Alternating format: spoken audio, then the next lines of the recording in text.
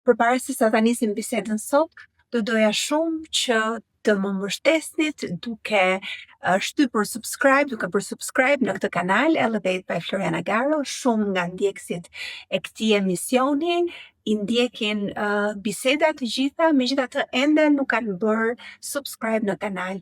Unë ju premtoj që do t'ju sjell të ftuarit që ju kërkoni, që ju doni, që të doni që të dëgjoni, por do doja shumë edhe mbështetjen tuaj duke bërë subscribe në kanal. Faleminderit shumë.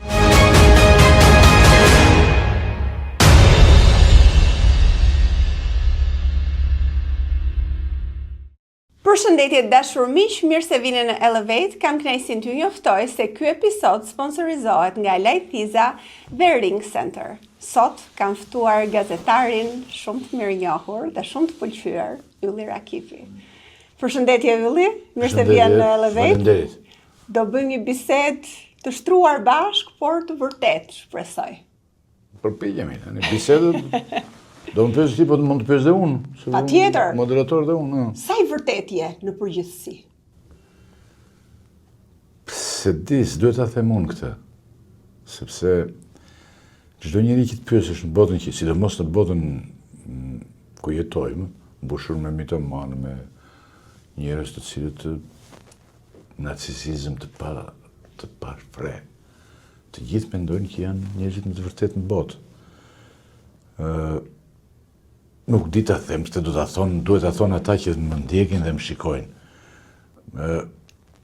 Është një gjë pozitive në atë që bëj tani, për shembull, që shumë njerëz, këtë mund ta them, për shembull, sidomos të rinj më thonë, e pa me emisionin bëm këtë, po unë përpiqem që duke tani për shembull konkretisht, se kemi bërë punë të ndryshme, tani që bëj emisionin për shembull, përpiqem të jepem i gjithë emisionit. Dhe nëse unë i jepem i gjithë emisionit, atëherë kam fituar dhe unë, sepse unë jam ai që e bëj. Shumë të tjerë për shembull bëjnë të kundërtën. Ja dalin ata dhe shfaqen fort me të gjithë fuqinë e të gjithë dhe harrojnë emisionin.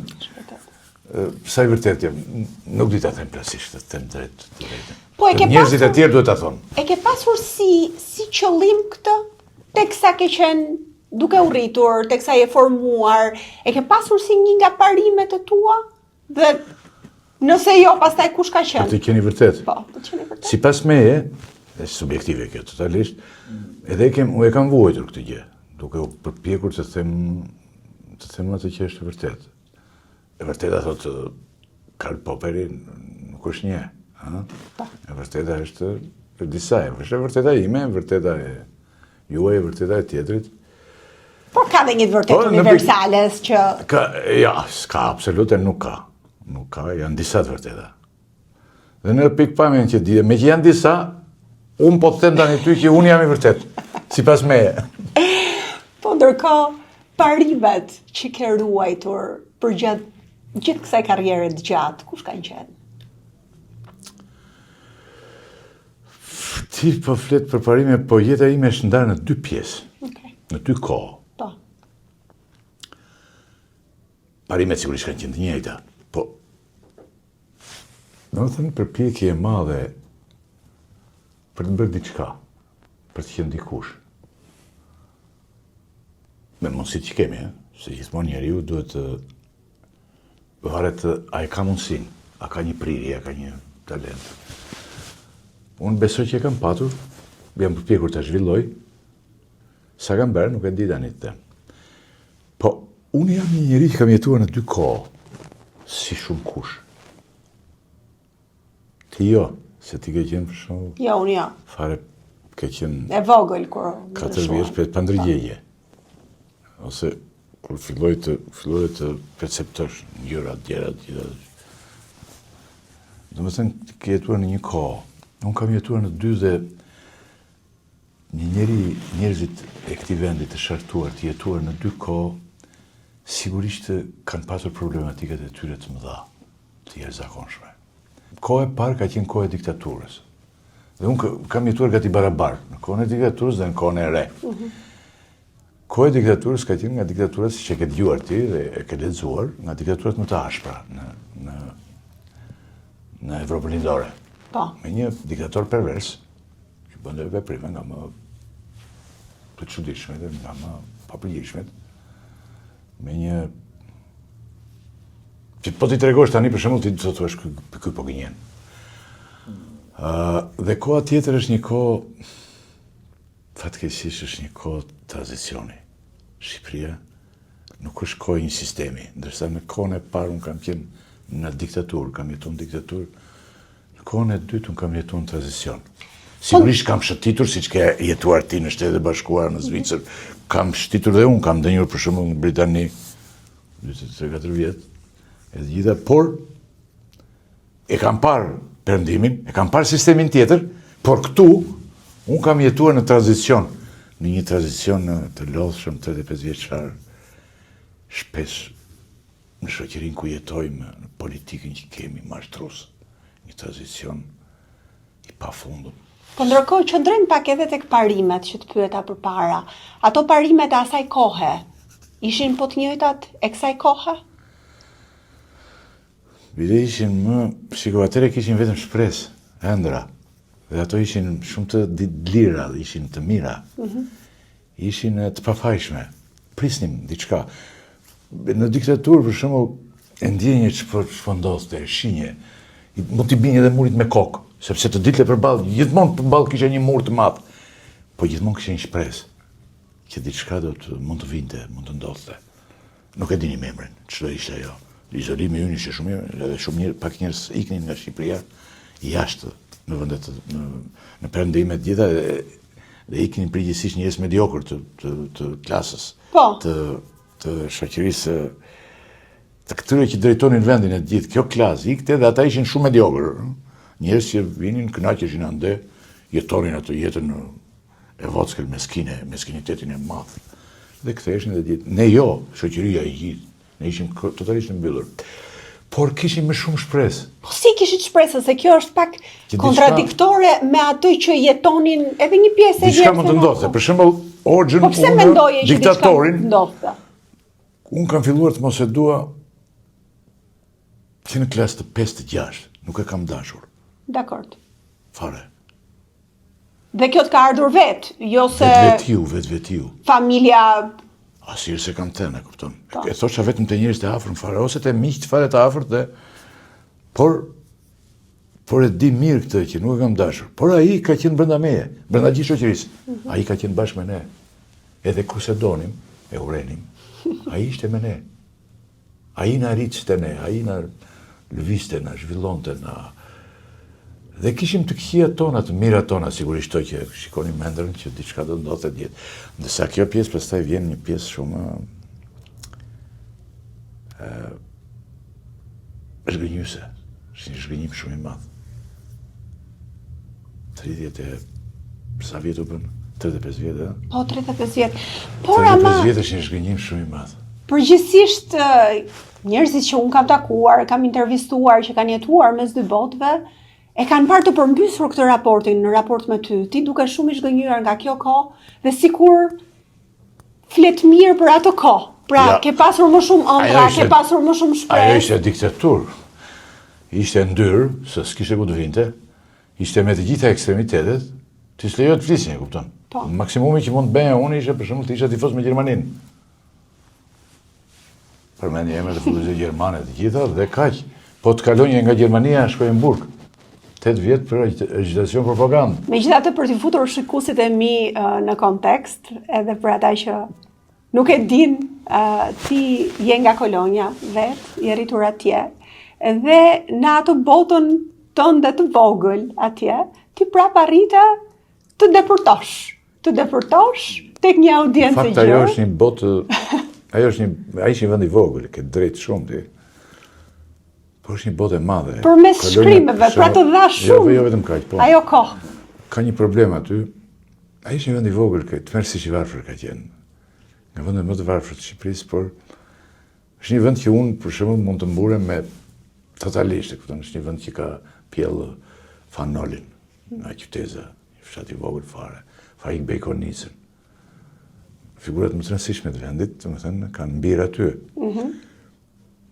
Është një vend thjesht i varfër, por me njerëz shumë të mirë dhe kjo që të thash e fundit me njerëz, cilët i kanë dhënë këtij vendi maksimalisht, i kanë dhënë më shumë se vendet e mëdha. Dy figurat që unë përmend edhe të tjerë janë nga figurat e jashtëzakonshme të këtij vendi. Në atë kohë në Kolonjë, çfarë ndërroje, Ylli? Po, unë edhe i zbatonja ëndrat e mia. Për shembull në atë kohë, dhe vajzën deri 30 vjeç, nuk mund të donja një vajzë të, po themi me biografi të mirë. Si të se kupton që. Jo, e kuptoj, sigurisht. E kam dëgjuar, patjetër. Nuk mund ta donja, ishte ndalim. Ti mund të donje vërtet, për shembull, një vajzë po themi, por nuk mundej. E doje ti këtë tillë? Nuk e di tani se si mbaj mend, ka kaluar shumë kohë, dita dhe por deri këtu shkonte. Do të thotë kishe kufit e tua, do të kishe ca vija, jo të bardha, po vija të kuqe, të vendosura fort të cilat. Por unë kisha edhe ëndrat e mia të tjera, të cilat për fat të mirë se unë mund të isha njëri i mbetur atje tani, ha? Të punoja tokën, jo e mirë shumë, të punosh tokën, të mbillja fruta perime, gjëra, të rritja në një bakterie, në një jetë, ose të isha aty një, po jo kështu, sekretari Partisë Demokratike, apo sekretari Partisë Socialiste, apo të... Thjesht të mbillje tokën. Të mbillje tokën, punoj tokën e gjithë, por unë lëvizja në një mënyrë vetë. Për shembull, unë që i vogël, një pasioni im i madh ka qenë letërsia. Edhe këtu ku jemi tani, te gazetaria, është një kërshetim, është një simbiozë, ose më mirë ka qenë, jo simbiozë, ka qenë bashkë. Letërsia dhe gazetaria që erdhi më pas, se dhe atëre kam patur për një shkrime, që më tregojnë njërë tani, më nxirin si që mbunja vendin aty të gjithë që të merrin së shkollar dikur atëre. Pra ky ishte qëllimi? Që të bëje këto shkrime për ta marrë shkollën e lartë? Shkrime këto ishin shumë pak. Unë krijonja. Unë botoja letërsi tregime botoja unë përgjithsisht në pjesën e shtypit kohës, shtypin letrar të kohës, të gazeta Drita, të revista Nëndori, të gazeta Zërinis. Botoja gjërat mira, vinja nga fundi botës këtu në Tiranë, i sjellja. Si arrihet i botoje? Pra, i kishe ndërtuar ndërkohë lidhjet për t'i botuar? Po, kisha lidhjet, krijova lidhjet jashtëzakonshme dhe ata më donin mua shumë. Për shembull, se ata nuk e kishin këtë punën e biografive, këta. Nuk e kishin. Lidhja e shkrimtarëve artistëve të Shqipërisë, për shembull, ndodhte që nga që unë s'punonja dhe se çfarë do punonja për ata? Më jepnin për shembull 2-3 muaj leje krijuese, 3 muaj në vit. Po ishin goxha para. Në çfarë moshe ta jepnin këtë? Në rini, në 20 e ca vjeç. 20 e ca. Do të thënë deri atëherë kishe. Unë merrja, për shembull, ndihmonte shumë Nasi Lera, ishte sekretari i lidhjes së shkrimtarëve në atë kohë. Drejtori Agolli ka qenë njeriu i cili mua më dha mundësinë që të merrja edhe një copë shkollë. Një copë shkollë. Shkollën aq të kërkuar, absolutisht. Shumë madhe. Gjevari Speju, për shembull, më botonte vazhdimisht dhe kishte një miqësi mjaft mirë që e ruajta. Fato Sarapi, po Gjevairi për shumë botonte te revista Nëndori, se shefi i kësaj pjese të botimeve të letërsisë në revistën Nëndori. Në Zërinis, po kisha një lidhje shumë të afërt, për shumë, vinja unë, autobusit trenit tyre për shumë, vinja këtu, e si një tregimin të enë, e botonin ata, të shtunë. Do më thënë ti e kishe krijuar këtë njohjen tënde, këtë besueshmërinë tënde, aq sa e kishe bërë Drejtoro Agollin, që të bindej. Më ndihmoi me të gjitha fuqitë, erdhi një herë në Kolonjë, erdhi në shtëpinë time, ndjes pas edhe drejtoroi edhe Fatmir Gjata, erdhën drek në organizata bazë aty, unë nxije partisë të gjitha, se si ka mundësi tani ky në vjen tani antar i komitetit qendror të partisë e kështu. Të i deklasuar të familja, asgjë s'kisha deklasimun, ata e bënin nga inati. Gjyshi nga nëna kishe qenë xhandar, roktar, pa tituj, pa grada, pa aktivitet. Një polic i ndershëm i kohës së zogut. Dhe për këtë unë quhesha i deklasuar, armik. Tani që shumë e madhe të vit Drejtoro Agollin në shtëpi. Dhe drekat gjitha, dhe bile erdhi kur e mora pastaj shkollën, pas disa vjet vonesë, drejtoroi erdhi në plenumin e komitetit partisë, siç ata komitet qendror edhe u tha, faleminderit shumë ta që do të kaloni atë djalin që e kaluat në shkollë. Ata po shikonin një tjetrin të habitur, se s'kishte të njeri që do kaloj ky. Por ai e bën dhe e mora të nominuar. Skënder Gjinushi e dërguan njëri, ja dhan të tjerëve njëri tjetër të tjerëve, pastaj vitin e dërguan të nominuar për mua dhe e mora. Vetëm njëri nuk donte, kryetari i komitetit ekzekutiv, një Mikail Cakuli, më kujtohet emri e gjithë, i cili u bë kryetar dhe urit sepse Lenka Çuku erdhi bëri disa ditë një sekretar i komitetit të partisë dhe një femër më mediokre, që ishim lidhte Enver Hoxha, njëri i rëndësishëm i partisë, ndaj fjetin e shpinë, bëri punë aty siç bënin punë prodhuese, shkonin njerëz të rëndësishëm, bëri punë në shpinë dhe fjetin në shpinë e tij dhe ai u bë njëri i rëndësishëm. Dhe ai s'donte në fund. Dhe unë i kam bërë një shkrim në numrin 3 të Rilindjes Demokratike, numrin 3 ose 4, Mikailit Tezelenkës, nuk i kam bën gjë pa bërë. Na shkonë të gjithë dhe ikën, ra sistemi pra, ra dhe erdhi tjetri, erdhi koha tjetër dhe ishte Rilindja Demokratike. Dhe ne i kam bërë një shkrim aq, Mikailit Tezelenkës ishte shkrimi. Nuk i kam rënë gjë pa thënë. Mënyra se si u bë, si u rritet gjitha. Ti e more shkollën, e more në Elbasan, në atë kohë ishte... Po, s'kishte rëndësi vendi, instituti pedagogjik, dy letërsi bërë atë. Çfarë ndryshoi kjo në mendsinë tënde? Pas gjës, ndryshoi sepse unë pedagog kisha mik, isha i rritur me ta, u bëra mik me njëherë, rinim, hanim... Vazhdoje shkruaje? Me pedagog sigurisht. Vazhdoje shkruaje. Botonja, letërsi gjithë. A ishe ti njëri i rëndësishëm për atë kohë? Kur ishe në shkollë, shkruaje, kishe njohje? Pari unë ishe njëri rëndësishëm për veten time, e kupton? Përgjithsisht unë nuk kam pyetur në këtë botë, në këtë jetë, se a jam unë njëri rëndësishëm apo jo. Shumë njerëz pyesin.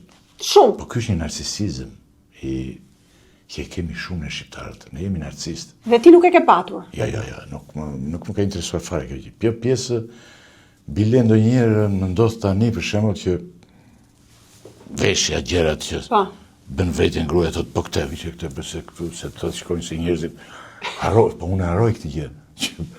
Duhet dhe ky ekip për shkak se është veshur mirë se ka bërë mirë këtë, nuk e kam patur asnjëherë këtë gjë. Okej. Po ndoshta kjo është një gjë e mirë, e kupton? Patjetër. Patjetër që është e mirë sepse tregon që ti je në naturalitetin tënd. Nuk më pëlqen shumë kjo mënyrë, e kupton? Po. Gjithmonë më ka pëlqyer. Kështu kam jetuar. Mund të bëj edhe ndryshe, mund të ishe tani në njëri i rëndësishëm në deputet. Nuk jam shumë e sigurt që deputeti është një njeri kaq i rëndësishëm. Jo. Mund të jetonja, po kjo është boshe, është një jetë boshe komplet. Është boshe. Dakord jam me ty që nuk është një... Për mua, domethënë, kjo mënyra si kam jetuar, jam shumë i kënaqur. Që kam jetuar në këtë mënyrë. Jo i kënaqur kështu në këtë, siç kënaqen njerëzit, ë? Po si? Që anë mirë vishen në bën deputete kështu. Jam i kënaqur të jetuar në këtë mënyrë. Për vete, për me këto përpjekje që thash, jam përpjekur. Ke qenë i lirë gjithashtu apo jo? Këtë drejt, këtë është një pyetje shumë e mirë, kam qenë i lirë dhe në atë kohë. Pse thua ti? Përpjekja që unë bënja për të shkruar e gjitha, ishte një liri. Ndoshta në atë kohë dhe ne s'kuptojmë dhe aq mirë këtë gjë. Që ishte liri. Po ishte sepse njeriu konsumon, s'braz veten, shkruan, tregon një gjë, krijon një gjë, dhe kjo është një liri. Në diktaturë, kjo ka qenë një mundësi e madhe, Po. Për shembull, shkrimtarët në të mëdhenj shqiptar ti e di tani, janë në diktaturë. Vërtet. Tani nuk duket se ka më. S'ke fare. Po. Ismail Kaderia është në diktaturë, po dhe shumë njerëz të tjerë, ose të marrin dhe të huaj, poet Nazim Hikmeti, për shembull, poet i madh turk. Në atë kohë, diktaturë e kështu. Pra, diktatura rrit të zhvillon këtë pjesë. Dhe kjo është një mundësi e mirë.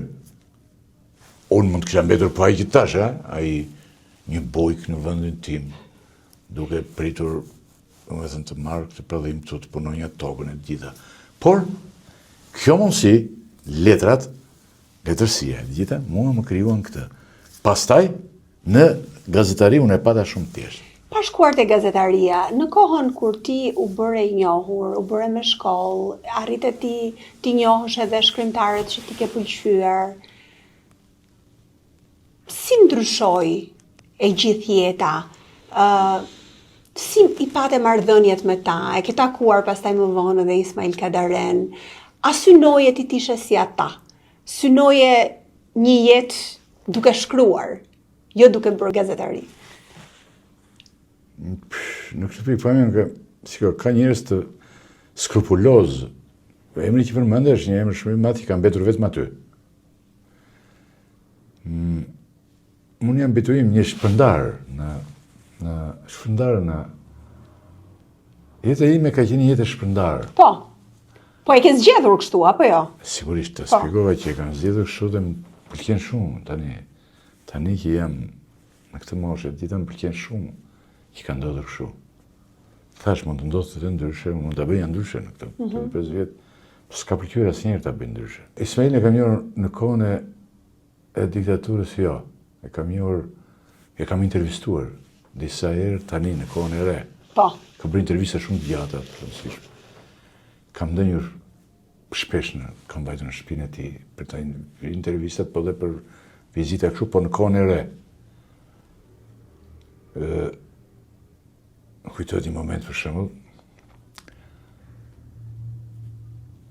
Ishte musk dhe shtëpia e tij në Durrës? Këtu. Apo këtu? Këtu, ishin një kat më lartë më poshtë se drejtoroi kish. Në gjithin pallat. Po. Djathtas 15 katësh. Më kujtohet për shembull. Po shikonte televizorin dhe ishte duke u ngrysur. Dhe doli dikush, një personalitet politik, që ai se shifte dot, nuk po ta them emrin. Okej. Jo, nuk është aty ku punon ti tani. Dakor. Është tjetër. Nuk e shifte dot dhe u ngrit dhe iku nga aty dhe doli te dritarja. Doli te dritarja dhe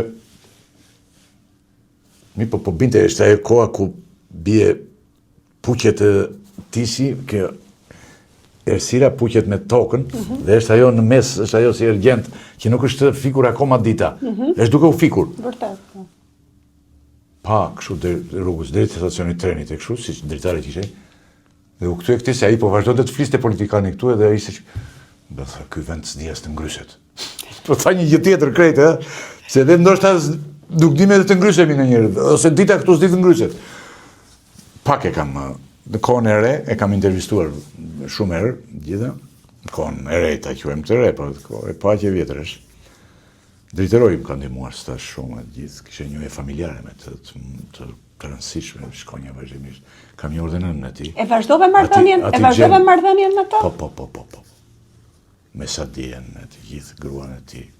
Njerëz që më donin vërtet dhe ai më ndihmoi shumë mua. Ose ka njëri që mua dhe në fund kur ai vdiq unë bëra një shkrim. Që më mori vajza e tij dhe më tha faleminderit shumë. Vëra një shkrim dhe thosha që sa ishte gjallë unë si ashleva do të atë që kishte bërë për mua. Dhe thosha që mbeta te kjo dilemë e madhe. Dhe është një peng i madh, mbeta në një peng. Shkrimi është i botuar, dhe më mori vajza e drejtorit, më tha, faleminderit shumë, tha. Dhe unë i thosha që mbeti një peng shumë i madh që unë nuk e shleva dot nderin që më bëri, sa i gjallë ai. Po si vazhdoi marrëdhënia mes jush? Për këtë jam kurioze. Ai ishte një njeri i rëndësishëm tani, e kupton. Pastaj drejtori ishte njeri shumë i rëndësishëm dhe nuk është se unë kisha një marrëdhënie kështu që rinim bashkë, po që ndihma e tij ishte më shumë se ndenja, ndihma për mua, një talent i ri, bile bëra një gabim unë. Më vonë.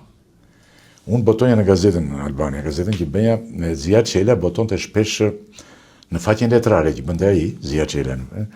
Botonte poezi, të njëjtën poezi, po nga përkthyes paralel. Domethënë një poezi përkthyer nga 3 autor. Për të parë se sa e vështirë është përkthimi, sidomos i poezisë. Përkthimi i poezisë është një gjë shumë e vështirë. Edhe i silte dhe aty shikonje gjallë se sa e vështirë është përkthimi dhe sa ndryshe dukej poezia në përkthimin tënd ose në përkthimin e tjetrit. Më jep një shembull. Vështirësi. Ja për shembull, gabimi im ishte ky. Një poezi e famshme e Robert Burnsit, I mati shfermer. E famë, me bukur e që ka i. Është përkthimi i Las Gushit dhe përkthimi i Drejtorit. Drejtori e dashuronte Burnsin. Po kur them e dashuronte, s'kish njeri që donte Burnsin si sa jetën e vet. Edhe i kish përkthyer, po nga rusishtja, nga gjuha ndërmjetme. Mirë nga rusishtja tani, dhe përkthenje, përballë po themi të njëjtin poezi, dhe unë tani nga që e kisha smundje këtë që më botonte zgjaj te gazeta ime, domethënë çdo kur kishim faqe letrare, bën një emision Fevziu. Edhe po diskutonim këtë problem. Po. Edhe unë po i them tani, ka ndodhur kjo i thash unë, ishte përkthimi. Ja ç'është përkthimi, i thash unë, po sa i vështirë është. Përkthimi i Lazgushit dhe Lazgushi nuk e donte Bernsin sa drejteroi. Drejteroi jepte jetën për Bernsin. Po duke përkthyer nga gjuha ndërmjetme, shiko sa e vështirë Fevzi dhe shiko si se ka bërë do drejteroi. Atë që do më shumë. Domethënë Bernsin e donte sa jetën e vet, shiko si përkthimin e tij. Edhe i themun. Ja thash live. Në mira mënyra harbova një fat duke kërkuar, po pa pushim një shkak i fshet me pati kundështruar.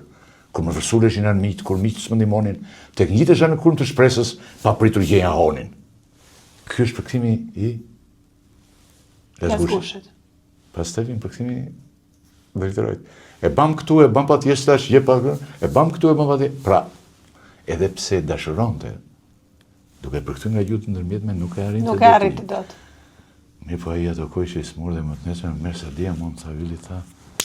Ai e pa të tha dhe ti ke bërë gabim tha. E i ka ndikuar. Ja ti them Fevzo si të shumë, po i dhe si heq këto gjëra, se siç bën Fevzo, kur i duket gjërën si më shumë gjëra, nuk e ndryshon tash. Po e hoqim pastaj. E hoqim duke, në 3 transmetime e hoqim. Pra, kam patur një miqësi shumë të madhe me Xhevaisht Spaiu. Më donte shumë. Me njëherë tregimet e mia i fuste. Më paguanin se atëre nuk ndihesha në familje kur kthesha, nuk ndihesha parazit. Kupton se atje s'më njoh, të vendi ku isha. Edhe më jepnin këta, që le krijuese na sidera, paguanin tregimet e gjitha këto dhe jetonja. Dhe diktatura tani është shumë keq ta thuash këtë që them unë, po diktatura kjo që kaluam ne që po kalojmë 35 vjet nuk është ndonjë gjë shumë më mirë se koha e parë. Se është një mashtrim i madh. Kam idenë që kjo është një kohë, një mashtrim shumë i madh.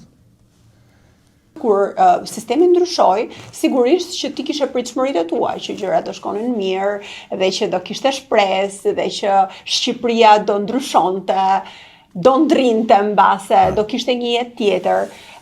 Dhe në fakt, ti shumë mirë u përshtate me jetën e re në Tiranë, fillove punën si gazetar, kishe një gazetë shumë të rëndësishme, kishe marrëdhënie shumë të rëndësishme me aktorët kryesor të politikës shqiptare. Shumë vite. Si ka qenë marrëdhënia me doktorin në ato vite?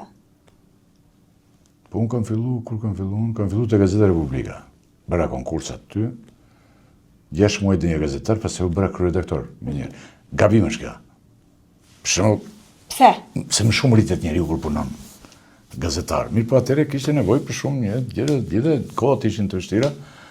Unë e kisha përbojën e të shkruajt, por vetëm duhet të kanalizosh atë kalonja te gazetari. Pra marrëdhënia me doktorin si ishte? Marrëdhënia lartë shumë ishte, doktori ishte njëri shukaj, po nuk ka ndryshuar doktori. Nuk ka ndryshuar, mendoj. Jo, i do gjërat se koha i ndryshon njerëzit, sigurisht. Jo. Doktori është po ai, e vërteta është vetëm një, këtu nuk kemi Karl Popperin. Okej. Domethënë që vërteta thotë është disa, këtu e vërteta është një dhe e vërteta është doktori. Po edhe sikundëse për këtë tjetrin të gjatin, dhe ky e vërteta është një. Megjithatë ju kishit një marrëdhënie të mirë, më ke treguar gjithashtu që rrini deri vonë me telefonata. Se që shqetësoj dhe gruaja deri në një farë pike apo jo? Binte, në një shkrim që kam bërë kundër doktorit, fort, të ashpër, thëmë, se i binte pas orës 2 të natës. E të shumë, po doktor, pse të moron ty. Pastaj kalon 10 minuta i binte prap. A i gjeta për çat morë? Pse të moron. Jo, 5 herë vesh. E gruaja, në 2 ose 3 zgjoj, thash çfarë ndodh, është ora 2:30. Thash unë, doktori. Pse morë doktori, thash unë? A u takuam ne sot, po në orën 6 ishim? A po, ajna dhe mirë. E ikte këto. Tani ti po thoshe që doktori nuk ka ndryshuar, por mund të them me plot bindje që ka ndryshuar, sepse unë nuk di që natën tani merr njëri në telefon. Po natën s'të merr dot ty se ti je femër, o zonjë. Mirë, kishte vetëm me burrat po thua këtë. Po me burrat po që ty marr ka ty, ai po të mori ty në orën 2-3 natës. Po them këtë. Jo, edhe burrat që janë vërdall që unë jo, natën vonë tani nuk i merr, me sa di unë. Nuk e di këtë gjë. Po ai sa ka dëgjuar. Po pyetja morin ta shikosh kur deri në 5 mëngjesi. Ka rrezik. Jo, edhe fle. Po do më dëgjosh tani më tani. Po nuk ndryshon doktori tani, se ti po më thua gjëra të habitshme mua. Të lutem shumë. Tani un po të them të vërtetën time vëllai. Mirë, po ti tani ti zonjë je tani tjetër, nuk jem si ne. Kjo ishte marrëdhënia me doktorin atë kohë. Po ishin vite të bukura apo jo? Vite me shpresë, vite që mendoje ende që Shqipëria do ndryshonte. Ja që ishin ato vite ta shpjegojem ty me këtë pyet mirë. Ato ishin vite ku ne ai dinim. Ja fusim shpesh kot dhe ne dinim që ikën këta dhe erdhëm ne. Aq ndifshim sistemin. Edhe kishim studiuar ekonomi politike, ekonomi të kapitalizmit, e çfarë të kot, studiojmë ekonomi, edhe pse filluam të mësojmë nga shoqëria, mësimi nuk është thjesht të lexosh. Mësimi është të kuptosh dhe të interpretosh, të luash dhe ti, të punosh dhe ti në këtë mënyrë. Vërtet. Dhe aq dinim dhe ne mendonim që ikën këta tani dhe erdhëm ne. Doktori, ne të gjithë. Dhe me thënë erdi pjesa si kur ra një sistem dhe erdhëm ne. Ajo është e falshme, ajo pjesë. Dhe kjo ju dha një lloj arrogancë në atë kohë, mendon apo jo? Gjitha të janë arrogantë që e kanë marrë Shqipërinë zvarë një bandë njerëzish, 2, 3, 5, 6 njerëz, gjysmë të shmendur. Ky nano ishte ndjes pas shkëtë e kishte papërgjeshëm, nuk kishte shmendur ai. Dhe me nanon, si ke pas marrëdhënien me nanon? Kia e kishe, por nuk bënte keq nanon, kur. Nuk bënte keq. Pse ishte kundërshtar shumë të ashpër. Zihesh mirë, ka ndodhur me përplasur njerëz të dajti shumë fort. Ka ndryer Bashkim Zeneli në mes që për çfarë u përplasën? Nuk e mbaj mend, për udhëzim shumë keq. Dhe por nano ishte një njerëz që nano ishte shumë qytetar. Nanoa ishte njeri që nuk akmerej, nuk godiste kështu. Nanoa bënte ndryshim. Ishte paprieshëm në punë. Zinë punë fare. Orë 1-2 vite kryeministin punë, kuptonte tani. Një kryeministin ngrihen në orën 2 dhe ikën punë.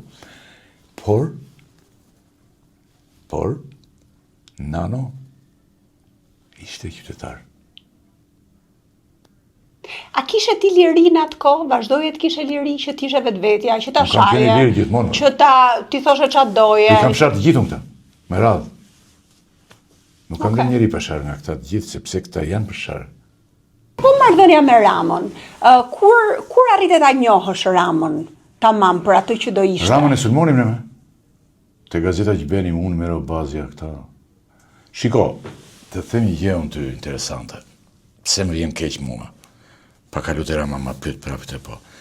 Sa interesante, në zgjoj një moment tjetër mua dhe. Ne vini, për shumë, unë vinja nga fusha letrave, po këshu me Robazia. Njerëz që kishin punuar me shumë sakrificë. Te unë punonte me Robazia, punonte Astit Patozi, kryeredaktori i gazetës, punonte Sokol Dashi, zënës kryeredaktor. Punonte Ilir Gjoni, që ishte nga kampi tjetër komplet bënde faqen anglisht. Pra punonin gazetar me njerëz me shumë eksperiencë dhe me background-e shumë të mira, të shkolluar mirë, të ditur e të gjithë. Nëse sot është shumë e vështirë, sot është bërë media e madhe e të gjithë. Shkollat shiten, kanë vite, shiten diploma. Nuk ka gjë më të tmerrshme, se prindit edhe i pranojnë, ai dim ne, si është populli shqiptar, populli gjysmë osman jemi, dhe i pranon. Ka njerëz që kanë 2-3 diploma. Për shembull, kishte diplomën në xhep një që rinde me mua, afroj me mua, miti një, s'pa e tema e miti kishe 3 diploma. Po kur shkruante në celular mesazh, çdo fjalë niste me gënd madhe. Dhe kishe 3 diploma. Ekonomi gigant, më thosh mua, jam ekonomist, kam mbaruar për ekonomi, kam mbaruar për jurisprudencë, kishte 3 diploma miti, o zonjë. Miti mund të kishte 3 klasë, ose 2. Pra kur e ndjeve ti që u prish kjo puna e shkollës edhe e rendit të shkollës? Këtë e prishi shkollës. shkollën i pari e prish doktori. Ndërtoj se s'kishin ku të vinin njerëzit. E kapi një moment që s'kish punë. Atëherë që po bëm për i fund për shkolla. Dhe i plasi të gjithë në për shkolla dhe të gjithë blinin diploma. Për shembull Meti Kristalit ka vdekur ndjes pas, shiste diploma. Mona për shembull që ka miksi unë, ndante 3000 diploma çdo fushat zgjedhje. I ndonte jep tek shumë. Me shistin dy. E megjithatë prap nga rezultatet e PISA-s më mirë ka qenë Shqipëria se ç'është tani. Pizën e kam dëgjuar në Pisa, Miza, Giza, Diza, mund të thuash çfarë duash motor. Pse mendoj që janë më të ditur shqiptarët tani? Ja, të them unë. Ne kishim në shkollat tona pjesën ideologjike, do bënim historinë e partisë, do ishim të kujdesshëm në këtë pikë. Por në qoftë se unë vinja dhe më binte Dante Alighieri, edhe pse kisha mik të ngushtë dhe isha letrar, dhe pedagogu që jepte këtë, e kisha mik për shkak të moshës, mund ngelesha, se shumë i vështirë. Feri, ratët e këto, të Dante Alighieri. Sigurisht, po. Pra, ngelesha. Po. Të ngelte të bënte copë. Ndërsa këtu janë shitur në mënyrë masive diplomat. Kjo është një maskaradë. Më kalojnë çik tek marrëdhënia që kishe me Ramën. Kur e njohe Ramën? E sulmonim ne tani me gjithë fuqinë e gjitha. Nuk lënë më gjë pa thënë për Ramën. Marrëdhënia me të, si ka qenë për gjatë viteve? Në fillim nisi keq, pastaj si vazhdoi? Pastaj vazhdojmë normalisht. Rama është një shumë i vërtet. Okej. Për shembull, nëse ti ke një marrëdhënie me Ramën, njësore kështu, afër, bisedoni ti, Rama është njëri shumë i vërtet në mënyrën se si komportohet. Jo në televizion, po të flas në televizion, edhe intervistat i bën më mirë nga ditë se Rama haron që është kryeministër, edhe fillon. Edhe del më mirë, për shembull intervistat që unë kam me Ramën janë intervistat më të mira, më të para, sepse haron. Që është kryeministër dhe hyn. Bën si rrugaç edhe ai për shembull, për një gjë, domethënë u përgjirsua marrëdhënia me të. S'mund të them tani se ky është një vend shumë i vogël dhe ne jetonim bashkë edhe me Ramën në gjithë. Në marrëdhënie konstante kam pasur me Ramën. Unë kemi sulmuar ato pjesë të para, domethënë nuk kemi lënë gjithë, si tash po them. Po edhe më vonë, tani për shembull kur përplasim mirë për një aferë që botova unë, që bëra emision. Unazën do të ne parë. Nuk vësë që të themë unë shkretë tani. Po, atë ka ndërhyrë? Rama nuk ndërhyrë. Nuk të ka ndërhyrë. Për shembull Rama, kur them nuk ndërhyrë, edhe Saliu nuk ndërhyrë, no? Saliu t'i jepen, i dhurohen vetë njerëzit. Saliu t'i shkojnë. Po i shkove pastaj të heq, të nxjerr fundin. Ndërsa Rama nuk ndërhyrë. Për shembull më kujtohet Rama, vetëm për një gjë, që kishte një nga redaktorët e mi, e kishte nxjerrë nga konteksti ky imi. Rama tallej me një gjë, me Trumpin ishte fjala. Se mbaj mend tani eksaktit ta them, dhe më tha mua, shikoj, është shkfutur nga konteksti komplet, ti e ke parë tha. Dhe kishte kohë që s'më thosh absolutisht asnjë gjë. Dhe ishte vërtet kështu. Po çka kishte ndodhur? Se sot në median e sotme Floriana ka një gjë shumë të tmerrshme. Nga që janë bërë shumë, ka dhe gazetar, jo gazetar, po hedhës. Do me thënë i marrin këtu, asaj ti tent, dhe i hedhin këtu, të këtë tjetëri. Aty i marrin, i hedhin një vend tjetër, dhe janë hedhësa këta, quhen hedhësa, e disa hedhësa ka e. Edhe unë kam hedhësa, të sajti, dhe i thashun Ram, ka ndodhur një gjë, këtë drejtë shumë i thashun të kjo, po ka ndodhur një gjë të mërshme, që hedhësi, i thashun, kush është hedhësi? Hedhës ka shumë i thashun, ka në gjithë median shqiptare dhe ja spjegovëm. Janë hedhës tash, i marrin materialet, nuk shkojnë fare çka ka brenda. Edhe e hedh, nga këtu e hedh këtu. Po. Hedhës ta. Wow. Pse nuk i di ai këto? Jo, hedhësi nuk e dinte. Nuk e dinte me hedhësi. Okay. Po se hedhësi ishte fenomen i ri. Nga që janë bërë shumë media. Ti je shumë i mërzitur me mënyrën se si kanë shkuar gjërat këtu. Nuk kam jetuar prapë, ëh? Ke jetuar gjithsesi? Fëmijët e tu jetojnë këtu apo jo? Quni Por ti ke jeton dashur? këtu, goca jeton në Britani. Ti ke dashur që t'iken, goca jeton në Britani. Jo, janë shkolluar aty ata në Perëndim, në Angli. Quni jeton këtu. Ajo nuk do. Po çuni, ka mendime të tjera nga ty për sa i përket Shqipërisë? Njëtat mendime kam idenë që ka. Ti edhe mendime ka. Ka është pak më indiferent se unë, është indiferent dhe habitet shumë kur shikon këto. Ylli, gazetaria e atyre viteve ty të ka shijuar. Ti bëje gazeton, kryeredaktor gazete, kishe lidhjet e tua politike. Drejtor. Dhe, po, drejtor, dhe pastaj Redaktor ka qenë Astrid Patozi, Astrid Patozi, po. ka qenë unë kryeredaktor dhe shumë pak ka qenë Astrid Patozi, Lucy Dervishi. Po. Ka Si kishe marrëdhëniet me ta, me gazetarët? Ishin miq shumë. Rinit, kalonit, Po përjetonin bashkë. dakord. Bile ne morëm ishin pa shtëpi. Ishim rrugë, Wow, flinim okay. konvikt. Po të dëgjosh. Vërtet? Flinim te godina 15.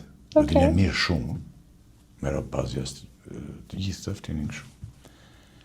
Edhe shtëpi ndonjëri drejtoreshim ne tani se i thoshim presidenti, i kishte gjitha se Po. Sali Berisha ishte dhe kryeministër dhe president dhe ministër. Domethënë ishte çdo detyrë kishte ai. Kishte edhe të emëruar, ha? Njerëz të tjerë, por ai Tani mos më dil prapë të Sali Berisha te kjo, po. Po të ky. Edhe i thoshim ne që vazhdimisht s'ka shtëpi, po i thoshim një njeriu që në atë kohë kishte dhomë me kuzhinë për vete. Po. Atje. Edhe pastaj një herë Befas ndërtoi në Sigu Qemal Disha ndjes pas ka vdekur tani. Ndërtoi ai. Edhe duke ngrënë drekë themi Qemalit në ora mos në shtëpi atje. Edhe i tham, Saliut i tha, Qemali u gëzua shumë, që e mori në telefon Sali Berisha, se si kishte marrë ndonjëherë. Edhe na mori dhe njerëz në punë tani që të justifikohesh, i blem aty, blem shtëpi për herë të parë. Atëherë blem shtëpi unë me bazë atje. Dhe darkave, ylli, shkoje të Fevzo, Darkave vinim të Fevzu, po. Unë Dhe në betja këta. vazhdonit komentet politike. Pra, politika u bë pjesë integrale e jetës tënde, për gjatë gjithë. Hanim politikë, me nder zinim politikë, dhe me të këtë gjë bënin ditë natë, Po nga ana tjetër, a linte ka kjo për një pasion tjetër? sigurisht po. Çfarë pasioni? Se mos mendoj që ne e menim fare seriozisht. Ne e menim më seriozisht se merrte doktori politikën, sa që merrte Rama, sa që merrte Doktori Vazhdan. merr shumë seriozisht. Ditë natë, po merrte të tjerat, se nuk është, shiko, Tani më qëndroj çik tek ti. Çfarë pasionesh tjera kishe? po unë për shembull lexoja. Vazhdo vijoja në lexoja letërsi fort. Nuk shohja më. Kjo është një nga gabimet. Të mungonte? Nuk e dia mungonte, po është nga gabimet më të rëndësishme të jetës time. Nëse unë kam bërë një gabim, do më pyesësh ti. Ke një gabim, faj, është një faj e jetës time. Ti nuk kam vazhduar të shkruaj. Po unë kam qenë tifoz dhe tani jam ftohur, tifoz i madh i futbollit. Për shembull, isha tifoz i çmendur që në kohën e Enverori si gjermanistë, atëherë lejohej të ishe deri me Gjermaninë. Okej. Edhe unë isha tifoz. Edhe i ndiqje të ndeshjet edhe... Të gjitha, dhe pastaj kur u shliruam, domethënë që erdhi kohë e re, iknja jashtë. Po. Dhe unë u bëra tifoz me Interin, shumë Interin e Milanës, sepse aty luanin 3 gjermanë në atë kohë që u bëron tifoz. Breme, Klinsmann, Rummenigge. 3 gjermane që mbante Interin e asaj kohe, u bë tifoz i çmendur i Interit, dhe e kam ndjekur Interin gjithandej, në të gjitha në çdo kompeticion, në San Siro, gjithandej kur ka qenë për Champions League, bjem kujtohet njëherë në Barcelona në finale, kur ishte Mourinho, që mori Champions League-ën, ishim të gjithë, Zamiri që gjeti gjërat e parate dhe që na merrte na shtiste Zamiri, se Zamiri Vienës e tonë dhe BTS, po Zamir Mane, Po. edhe gjithi pam ndeshjen aty, gjithi ishte dhe Fevzo. Okej. Bile aty një moment Fevzo humbi protagonizmin. Se po flisin të gjithë, bile edhe grua Sandrit u bë me Interin. Edhe duke shkuar që na jepte fullane një drek të madhe, darkë të madhe, no. Pasi fitoi Interi Champions League-ën, Fevzi u tha një jetë bukur aty, isha në taksinë e dytë, isha grua Sandrit, unë, shkollaku, edhe Fevzo. Edhe Fevzo tani nga që më humbi protagonizmin e mori Interi të gjithë, tha, se do protagonizme. Tha, fola në qikë, tha, unë tha me... Mori Morati, tha, po nuk e hapa. Morati ishte presidenti i Interit. Si hapi? Si hapi telefonin, tha, që Morata ofezoj, të shumë ses. Morata, tha, mos ima Morati. Po s'ka më... Pse të mori Morati të Twitter? Jo, tha, në fakt mori Bleona Qereti, tha. Po, tha, foli Morati. Dhe unë i thash... Dhe unë, tha, i thash nuk i flas. S'ka mundësi, tha. Tha dhe gruja Sani, s'ka mundësi, të këtu Fevziu. E mbylli aty. Jo, të shkollaku përse. Shko Fevziu, tha, që ty të ka marrë Bleona, s'ka pik dyshimi, tha. Që të kanë zirin burë në telefon, tha, dhe kjo s'ka pik dyshimi. Që këtë këtë qenë masiva Morati, ta që po këtë qedi me të vërë, mund të këtë, se Bleona tu ka pojë shkollaku, se Bleona më kishe kap dhe Trumpin, e peti? Kishe kap Trumpin, Trumpi e pak shumë. Mirë, lidhjet i ka, jo. I ka të gjitha, më, dhe i thashun për çberë, o shkollaki i thashun se kjo punë. Po ka limite, tha shkollaku tani, se kjo tani tha, po, sikur. Po jo më taj, mund t'ja ke nxjerrë vërtet kjo, i thash. Po futbollin shqiptar, ndjek e shë? Kam qenë i shmendur me futbollin shqiptar. Kam qenë tifoz i shmendur i Partizanit, në kona e Enverogjës. Dhe vinja e shikonim, e erdhe në Korçë, fjetëm natën jashtë se s'kishte hotele. U kthyem, unë ishe konviktor edhe në shkollë mesme, në Ersek. Dhe nga që s'kisha fjetur të natën, piva cigare dogja dyshegun. Dhe më përjashtuan një muaj. Për shkak Partizanit nuk kanë përjashtuar. Dhe pastaj e ndoqe futbollin më vonë? Jo, të Shqipërisë, ja. Okej. Nuk e kam ndjekur me të drejtën se... Po tani kombëtare, e she kombëtaren? E shoh, po, të mund tani, ky ka marrë një ndihmësin e Manchinit, ka marrë trajner, Vilje Drama e ka zgjedhë të Silvinjo. Ky ishte një njeri që zgjidhte lojtar brazilian. Gjoja ndihmës trajneri i Interit e kështu, po më duket shumë mediokër dhe një njeri kot, domethënë. Do t'i ndjekësh gjërat në madhështinë e tyre. Jo me Duka vendin tim edhe ekipin dhe i mund t'jetë një ekip shumë i mirë, po të mos ishte Duka me Silvinjon, për shembull, ndoshta ne mund të ishim kualifikuar. Okej. Pengesa kryesore e futbollit ka qenë Duka. Do të flasim hapur tani se nuk kemi ide të vegjël. Ne jemi këtu për mendimet e tua. Mendimet të ndryshme. Absolutisht. Edhe përveç futbollit, që ti e ke Fomani ishte ai. Duka. Përveç futbollit. Dhe Silvinjo që bën këto shenja të pakuptimta të gjithë. S'ka lidhje fare me trenerin. Po nuk do të jetë më. E Drama e ka sjellë. Po një tjetër do sjellin, do të thotë Drama fut këtë. Do vi një tjetër që është po ashtu. Siç do të ngjelet këtu tani. Përveç futbollit ylli, ti edhe udhëtimet i ke pas pasion? Ke shkuar në fonde... shumë, po ndryshe nga kolegët e mi, si Fexo e të tjerë, nuk i pasqyroj shumë dendur, ëh? Pra, pse nuk i pasqyron ti? Se di tani, nuk i pasqyroj. Ne kemi qenë shumë, në gjitha kontinentet kam qenë unë. Në Brazil ke shkuar? Brazil, po. Bile edhe te kymen, te Gaddafi kemi qenë. Edhe te Gaddafi? Po. Kemi foto me Gaddafi. Dakor. Për qafuar. Pra ke shkuar për punë? Kishte konferencë e madhe ndërkombëtare. Ishin 5.000 të ftuar nga gjithë bota. Libi, Tripoli. Ishte kohë embargos që amerikanët dhe për shembull u bë festë e madhe shumë dhe po Gaddafi nuk doli. Po festa u baqe e madhe. Një gazetari Corriere delle Sere më sigonte mua me shkollakun që se ishim këtë shoqatash ne dhe kjo ishte për këtë shkak merrim pjesë. Ndonjëherë merrim dhe Nikolesin në për kongresën e këto. Të ftuar merrim Nikon, ne ishim delegat. Edhe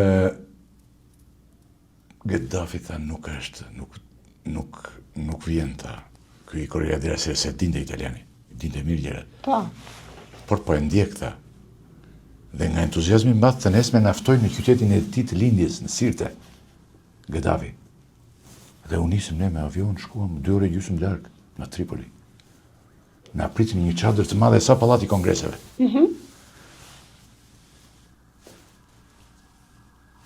Mbajti një fjalim një 3 orë kundër Amerikës. Pjesën ndërmuese i zuri gjumi, se dhe pa gjumë flinin të ftuarit. Pastaj bëm dhe foto.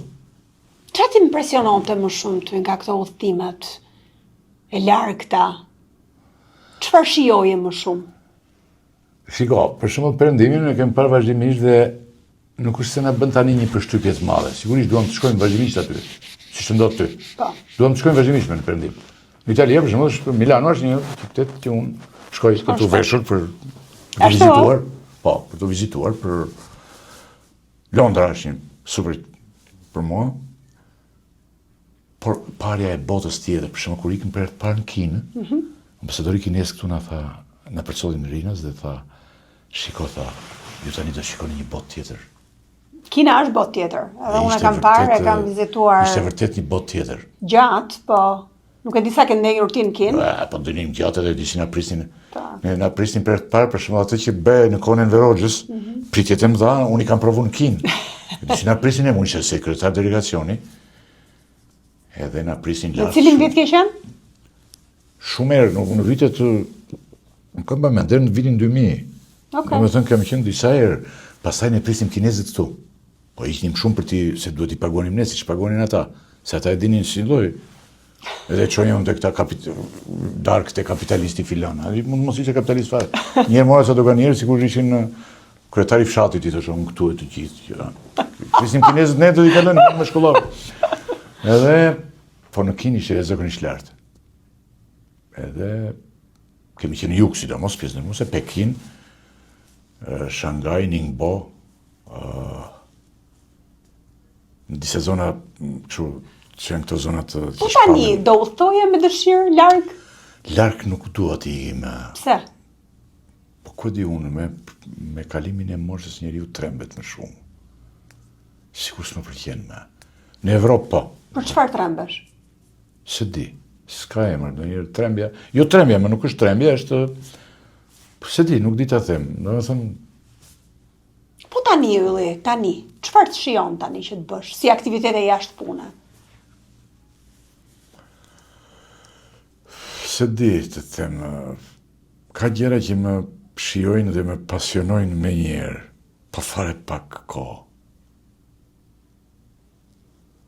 Për shembull. Duket si një njeri që i ka parë, i ka jetuar pjesën e mos e gjërave, dhe gradualisht fillojmë të fikemi, Floriana. Po e ndjen ti këtë? Se di, të them. Ndonjëherë po, Okej. ndonjëherë jo. Ndonjëherë mendoj që jam më mirë se pak vjet më parë. Nuk e di, domethënë njeriu provon disa mosha. Brenda jetës ka disa jetë. Ndoshta janë të gjitha të bukura, janë të gjitha të mira.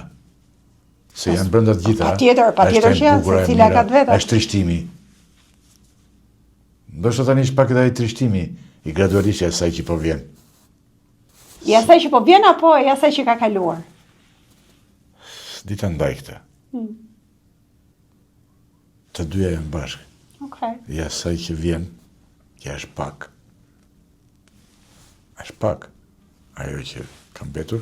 Tani me evolimin e inteligjencës artificiale edhe të rejave teknologjike mjekësore, jeta e njeriu do zgjatet shumë, ylli. Kështu janë parashikimet. Kështu që Ndoshta s'duhet. pritshmërit Bisedonte ky presidenti kinez me botuan një bisedë të presidentit kinez me këtë diktatorin tjetër, këtë Vladimir Putinin, që po presin ata që të dalin lash ata tjetër dhe jetojnë. Po ndoshta nuk është mirë. E duan ta zgjasin ata regjimin e tyre, të vazhdojnë edhe të jenë ndoshta nuk duhet. Shiko, jeta ndoshta unë duhet. nuk besoj, kam një besim të stojan. Të stojan e kam besimin unë që besoj diku pa emër. Okej. Zoti, po themi emër, po pa emër, nuk kam. Dhe mendoj që jeta e njeriu është mjaftueshëm deri në 80 e ca vjeç. ai nuk e ka bërë kot, them unë, nëse është kaq. Pra nuk do ta ndoje më të gjatë. Breshti me këtu, doktori nuk e dim sa do ai, për shembull Ti lutem mos më dil prapë te doktori, tani se dua të rritë këtu. Po sikur, ja, te unë ri, po sikur për shembull, kur ti ik doktori, ti ikim dhe ne dhe ta gjejmë prapë atje dhe të na jap pjesat e Partisë Demokratike në botën tjetër. Që ti gjejmë prapë doktori. Nuk di ta them këtë ylli. Ti do ta marrësh test? Se të mbledhe më të bënej pjesë. Nuk di ta them. Jo, ajo që më intereson të di, është edhe pikpamja jote për si janë gjërat, bota po ndryshon shumë shpejt dhe përpara se sa të kalojmë te kjo, se dua ta mbyll me këtë të ardhmen, se është shumë interesant për mua, aq më tepër që jam edhe më e re dhe e shikoj me shumë shpresë ende. Ti e shikon me shumë shpresë, po unë nuk e kam këtë shpresë. Përpara se sa të kalojmë te kjo. Jemi dy njerëz të ndryshëm këtu. I bie që ti gjithsesi të ardhmen e ke parashikuar deri diku, edhe në këto vitet e fundit, po i hidhja një sy kanalit tonë në YouTube dhe ka rreth 9 vite që është hapur. 9 vite të hapur një kanal në YouTube. I bie që ti e ke parashikuar suksesin që do kishte YouTube-i dhe rrjetet sociale që atëherë. Dhe kjo ishte jo e shpesht. Si e ke parashikuar? Pra doje ti të lëvizje më vete, të bëje gjën tënde, të mos ishe i varur nga televizionet, me këtë ndryshim të medias në kohët e sotme. E ke parashikuar që atëherë? Jo, përgjithsisht unë jam një variant i shartuar, domethënë kam punu edhe si botus, edhe si gazetar. Po. Domethënë jam nga rastet e pakta në këtë vend që unë i kam patur të dyja. Bile i kam patur me teprim, më shumë kam patur gazetarin. Po. Më shumë kam patur gazetarin. Dhe kjo më ka ndihmuar shumë, që ta ruaj individualitetin edhe kur unë punoj te ty. Ti jem vetja, të kem të gjën time. E ke pas gjithmonë këtë? Po thoj se gjithmonë, sepse unë nuk duhet asnjë s'kam dashur të jem dorë të tjetrit. Kjo ka qenë një nga parimet e mia, përveç pasionit të madh që kam të këtyre që ti. YouTube-in për shembull nuk e bëj vetëm unë, ja për shembull po bëj një përjashtim këtu, YouTube-in e mban e kuron goca ime që punon me mua. Mirë. Punon shumë fort me mua. Është vajza jote gjithsesi. Po, punon me mua jo. Këtë punon. Punon fort. Ajo i mban këto të gjitha dhe unë nuk përgjigjem fare për këtë pjesë. Unë mbaroj punën time të gjithë, e kontrolloj atë punë. E kontrolloj. E kontrollon. Por përgjithsisht. Dakor. Përgjithsisht sektor. Por ka qenë vizioni yt për ta hapur apo jo? Sigurisht. Okej. Por ideja ime ka qenë gjithmonë të mos jem në dorë të askujt. Sepse në Shqipëri në dorë të dikujt është e vështirë. Gjithkund besoj në dorë të dikujt. Jo. Të huaj të respektojnë individin, të drejtat e tjetrit, të lirit. Jo. Këtu ja. Jo. Këtu jetë, me thënë, në qoftë se ti nuk je vetvetja. Giovanni Sartori është një filozof i madh italian, thotë është të mundesh, demokracia është të mundesh. Liria është të mundesh. S'ka liri në qoftë se unë. Liria është të mundesh, thotë ai, Giovanni Sartori. Pra të mundesh, po s'mundesh s'pari ekonomikisht. Po të patin dorë ai ti të kput në mes. Të kput. Sidomos këtu. Të heq skalpin. Pra, në këtë plan ti doje të ishe i sigurt. Jam i sigurt, jam shumë i sigurt në atë. Unë kam bërë, domethënë, gjëra që të jetoj. Të mos jem në dorën tënde, të mos jem në dorën e askujt. Dhe ja kam arritur kësaj. Absolutisht. Kaq, se s'kam luftuar për shembull unë duhet të kem një atë çmendurinë për të patë para, e gjithë. Jo. Po të mos jem në dorën tënde. Po marrëdhënie me parat, si e ke pasur? Se kam kështu Nuk e ke pas objektiv. Ja. Mjet. I dua. Thjesht mjet. I dua mjet. Po dua është mjeti bazik për të jetuar. I dua, domethënë, por nuk e kam atë veçvërinë, si shikoj që është një çmendori shumë e madhe për ta fituar me çdo kusht. Okej. Për shembull, sidomos në vendin tonë, ideja për të pasuruar me njëherë për 5 ditë, për një javë, për një muaj, është një ide vrasëse. Dhe këtu vriten shumë njerëz në këtë plan. Si e ke parë? Megjithatë, Ylli, mendoj që televizioni, pra kalimi jot nga gazeta tek televizioni, ka vënë në pa natyrën tënde, satirike, në një farë mënyre, gazmore, që i pëlqen njerëzve shumë kur ti bën emisionin me atë edhe pak cinik, lirshmërinë, edhe cinizmin tënd,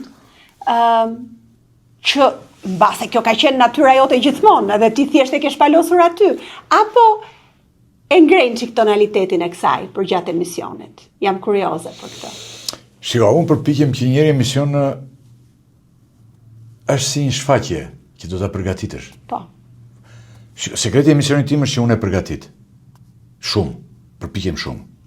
Se Bile zgjojmë për shembull me maktin që çka ka sot, edhe kur s'ka ngjarje, ç'a do bëhet? Do krijoj një gjë sot. Se do bësh një gjë. Kjo është e para. E dyta pastaj është ajo që unë përpiqem të jem ndryshe duke qenë, po duke ndaluar të ajo që mendoj unë, është e vërteta. Se vërteta e tham që është, këtë doktorit e në një tjetëri, vërteta është vërteta ime. Përpiqem maksimalisht të jem brenda të vërtetës time. Okay. Luftoj shumë për te.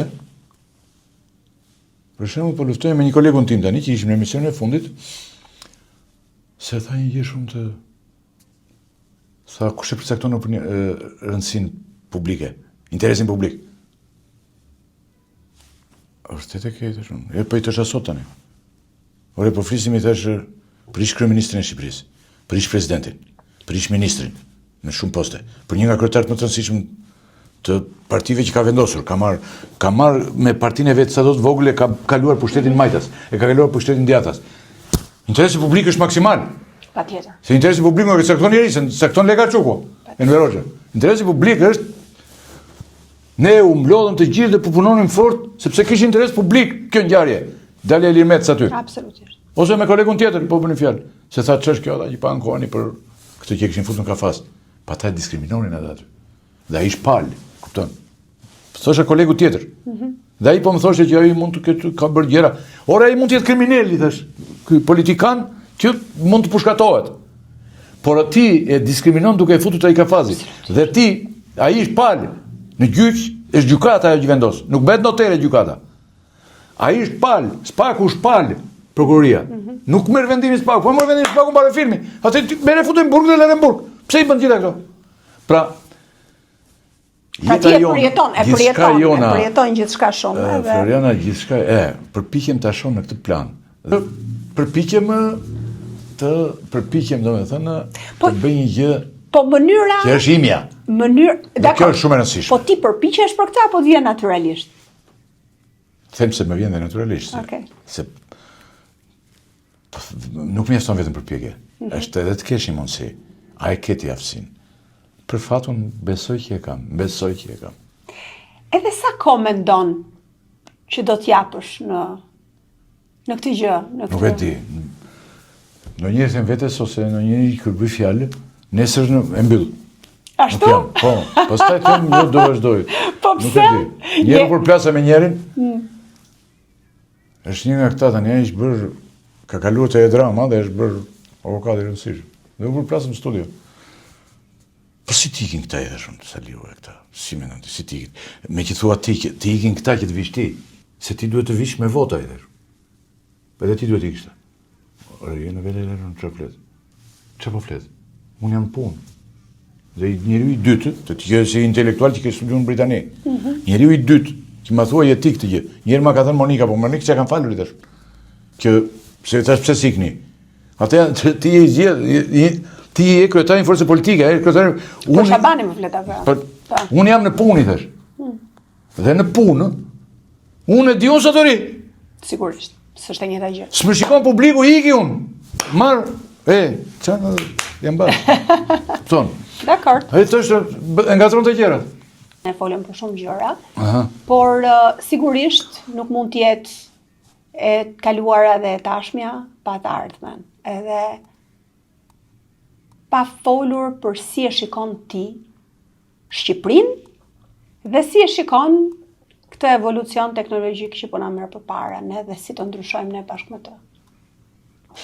Ky evolucioni ndoshta duhet, e kupton? Duhet, mendon. Por bota ka qenë bota kjo që se dhe shkuara tani që jeta jonë, bota që është ka qenë në disa, ka patur disa korniza, disa raporte, disa rregulla. Se për shembull nëse ti je gjysmë çmendur dhe do të thuash çfarë të duash, në këto që ne kemi rrjetet sociale të gjitha, shoqëria nuk është, shoqëria në përgjithësi nuk është e përgatitur. Se mirë mund ta kupton ti dhe unë, kupton shumë njerëz se ky është çmendur e gjithë. Por nëse gjërat, domethënë, duhet të ketë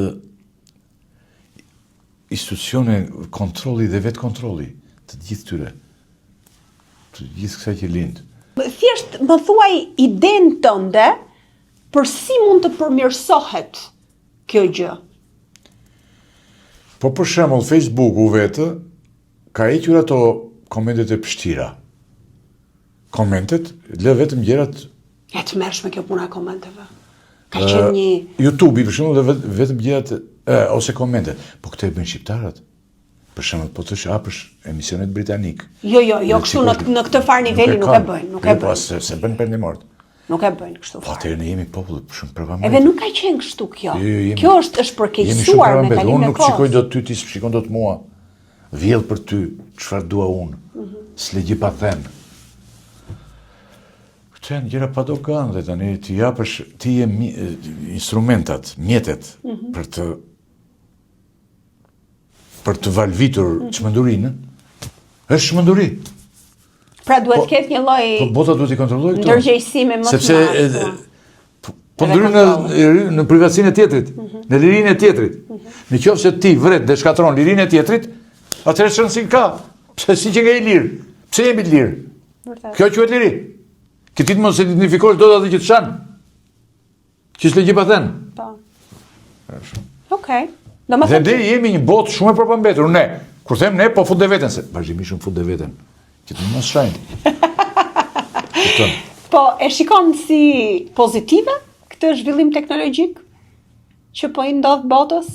A punon ti me ta? Punon ti me inteligjencë artificiale? I don't know, jo. Jo, nuk e përdor. Bile fëmijët e mi, goca ime dallon kur fjalimet janë me inteligjencë artificiale.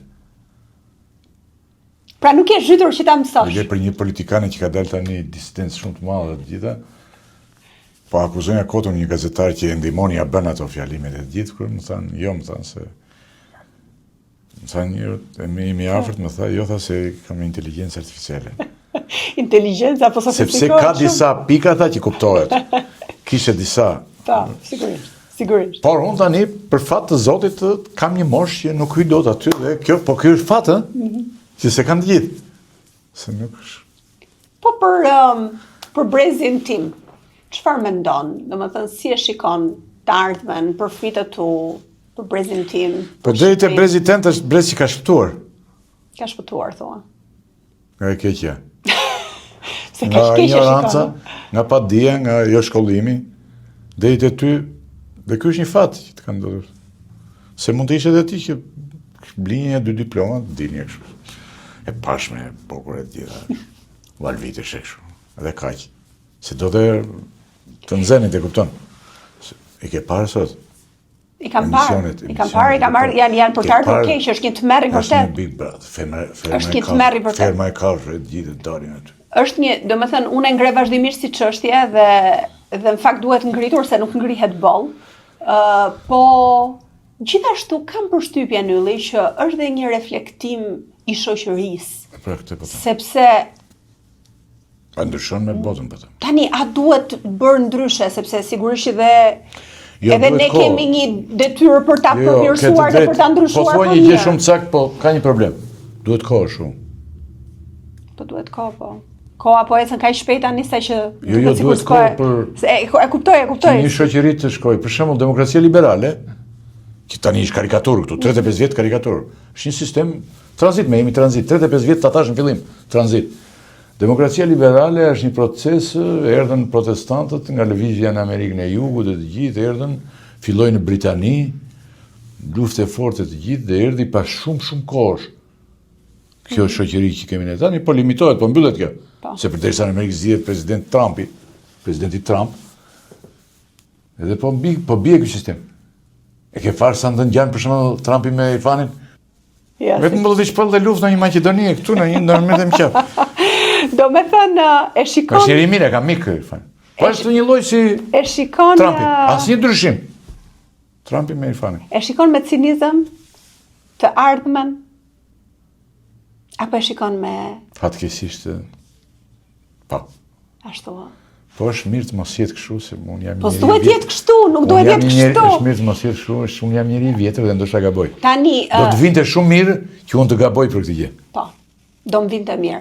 Unë emisionin tim, ku jemi bashku ullur sot, e kam quajtur Elevate, me idenë e lartësimit. Sepse ndjej se ne si media, si influencues të opinionit publik, kemi në dorë, të lartësojmë aq sa mundemi. Ta japim këtë content për njerëzit për tu. Dhe ti po bën një gjë shumë të mirë se sa gjëja që ke në përduar në vendin tjetër. Te partia. Dhe të ka shkuar mendja shumë mirë që bën. Është hapësira ime kjo. Dhe mua më vjen shumë mirë. Ime. Po ti ke qenë gazetare të jetën dhe jo sigurisht, s'ka dyshim. Edhe është ajo ideja e lirisë që po diskutonin përpara. Bëre mirë që hyre në një vend dhe tani del hap dritaren, del nga dritarja që shkon prapa atje ku ishe. Dhe është një shenjë e mirë kjo. Tani këtë e the ti se tha shumë. Mendoj unë, se unë jam i lirë të them. Patjetër. Unë të falenderoj shumë. Edhe unë ishte kënaqësi, unë them. Për këtë bisedë lirshme. Ishte kënaqësi dhe unë mendoj që tham në gjë. Fe shumë. Edhe ti thua vazhdimisht në emisionin tënd, por dolen çik jashtë. Edhe pse kur kthehesh kam përshtypjen tek politika, sikur të kurresh. Murcohesh. Jo të kurresh. Zvoglohesh. Po sepse e tillë është politika në Shqipëri e para dhe e dyta politika vetë është një instrument, është një mashtrim i madh, e kupton. Po s'ka gjë tjetër. Ja, pra të krijojmë gjëra tjera. Faleminderit. Edhe unë të falenderoj shumë. Ishte kënaqësi.